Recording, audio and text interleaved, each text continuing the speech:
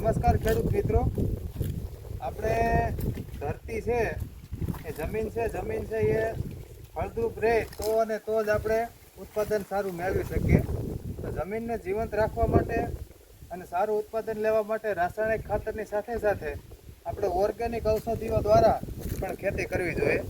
આજે આપણે અહીંયા આંકડો પલાળ્યો છે, જે આંકડામાં ડાળીઓથી ડાળી છે, પાન છે, ફૂલ છે, એના રીતનું ટીપણામાં પલાળીને અને વેસ્ટ ડીકમ્પોઝરના બેક્ટેરિયા આવે છે એ ડબ્બી છે આમાં ગોળ સાથે ઉમેરવાની હોય છે અને આને અઠવાડિયું ઘડિયાળના કાંટાની દિશામાં આમ ગોળ ફેરવવાનું, જેથી કરીને ઉપર નીચે થાય અને બેક્ટેરિયાને ઓક્સિજન મળી જાય અને આ 10 થી 15 દિવસમાં આ જે છે બધું ઓગળી જાય અને આમાંથી પોટાશ મળે. અને જે પોટાશ આપણે જાણીએ છીએ કે કોઈ પણ પાકની ક્વોલિટી એટલે કે ચમક, સુગંધ, વજન આને પૂરવા માટે મહત્વનો ભાગ ભજવે.